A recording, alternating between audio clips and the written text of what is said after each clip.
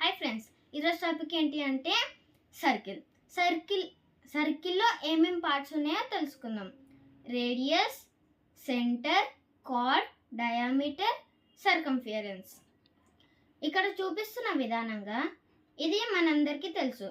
Circle అనేసి దాని మధ్యలో ఉండే పాయింట్ని సెంటర్ అని అంటారు. రేడియస్, ఆ సెంటర్ నుంచి ఏ పాయింట్ కన్నా లైన్ జాయిన్ అయ్యి ఉందనుకో దాన్ని రేడియస్ అంటారు. కార్డ్ ఇక్కడ చూపిస్తున్న విధానంగా సెంటర్కి టచ్ అవ్వకుండా ఒక పాయింట్ నుంచి ఇంకో పాయింట్ వరకు లైన్ జాయిన్ అయ్యి ఉందనుకో సెంటర్కి టచ్ అవ్వకుండా దాన్ని కార్డ్ అంటారు. డయామీటర్ ఒక పాయింట్ నుంచి సెంటర్ని తాకుకుంటా వేరే పాయింట్ని జాయిన్ అవ్వడంని డయామీటర్ అంటారు. సర్కంఫియరెన్స్, ఒక సర్కిల్ ఉంది, దాని నుంచి ఒక పాయింట్ స్టార్ట్ చేసినాం అనుకో తిరిగి మళ్ళీ అదే పాయింట్ని రావడం, లెంత్ చూడడంని సర్కంఫియరెన్స్ అని అంటారు.